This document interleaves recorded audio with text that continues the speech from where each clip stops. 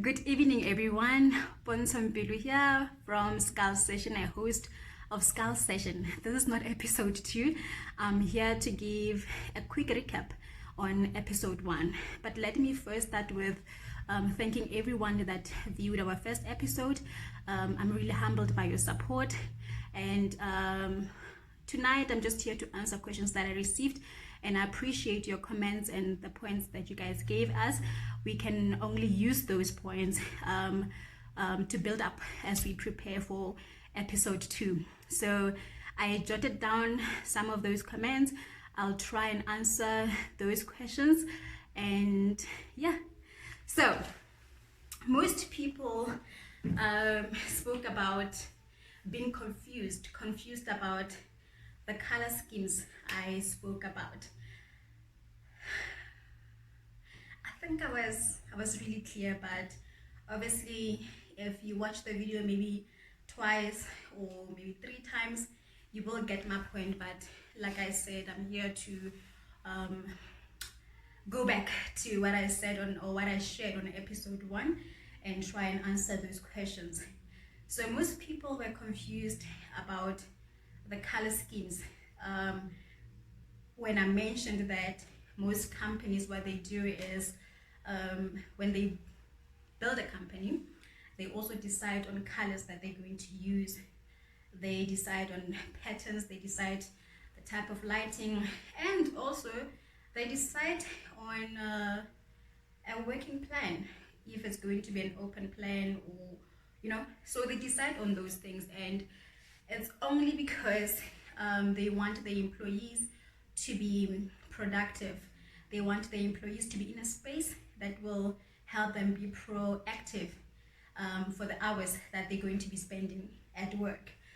If you're there for 9 to 5, 8 to 5, 8 to 4, during that period, because remember, when you're at work, it's just as the word says, you're at work, you're supposed to work. And if you're going to be there for 8 hours, you need to be in a space that will boost that your concentration, like I mentioned. So people got a bit confused about that, and then I decided I'm going to use Google as an example, just to support my answer, just to substantiate my view. So Google, if you can go to Google and Google the Google company. I don't know if I'm making sense, but yeah, if you Google and you look into the type of environment that Google have, you will realize that it's a lot of colors that they've used. And when you get inside, this creativity inside their building. And remember, when you're working at Google, you need to be creative. So they have created a creative space for the employees to be creative, meaning that say if a team sits down to brainstorm, and when they brainstorm on an idea and they look around, the environment, the patterns that they've used should help them be creative. Do you understand what I'm saying? So that's what I meant by companies deciding on color schemes that they use in the company. Those colors are colors that interact and communicate with each other. They don't just paint a building. They understand that people who are going to occupy that building are people who are supposed to work, meaning that colors, patterns, everything, that's inside the company needs to boost and assist in making the employees be proactive and active at work. So if you really go and check Google, you'll realize that they are very, very creative. They were very creative with their space.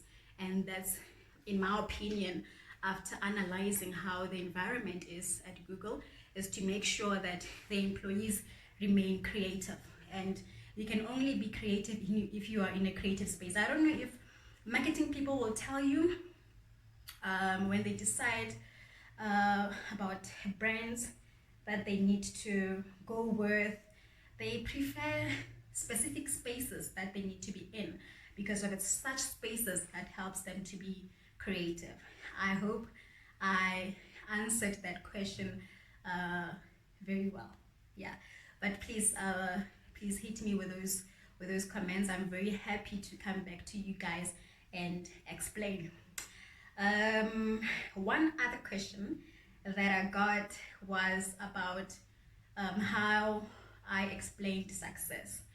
Remember, I had a one-man show. I did not have guests to share their different views and opinion on the concept or on the topic. So, meaning that whatever opinion that I voice out, it will be narrowed. So I decided to be sort of like give an umbrella kind of view to explain what success means to me. You understand? But remember, success doesn't look like one thing. We have different ways in how we explain what success is. So my point that I gave out was sort of like an umbrella to explain what success means. Not to say that it looks like that, you understand? But obviously, I need to add more segments to give my topic more content, and that's something that I'll consider doing in future. What I'm going to do is I will add seasons on episode 1, but I will not do it alone. I will add guests to come and share their views just so that we have segments.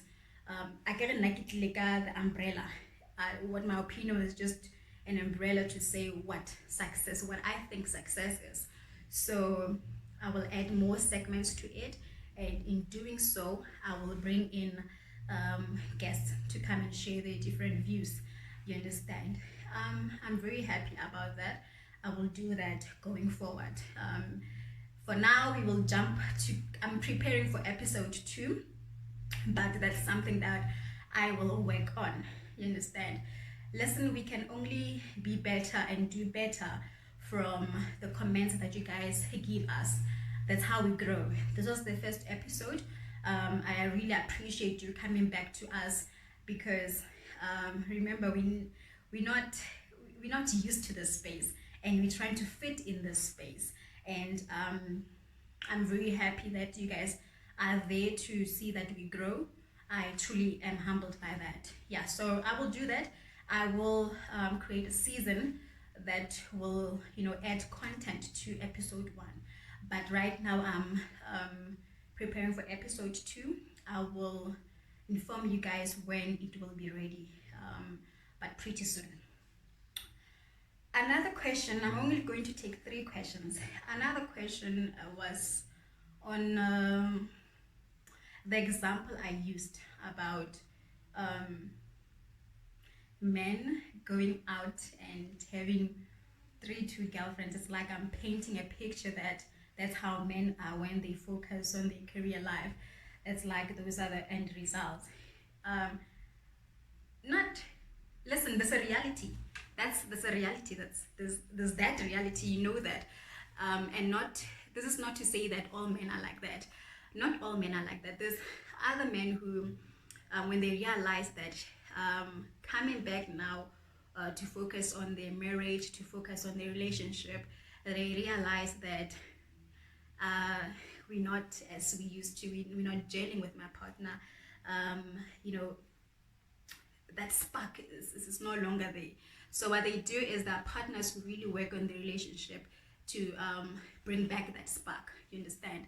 But there are some, after messing up, after not being present in the relationship or in their marriage, so now 5 years later, 10 years later, when they realize I don't connect with my partner as I used to before, what they usually do is they go outside. They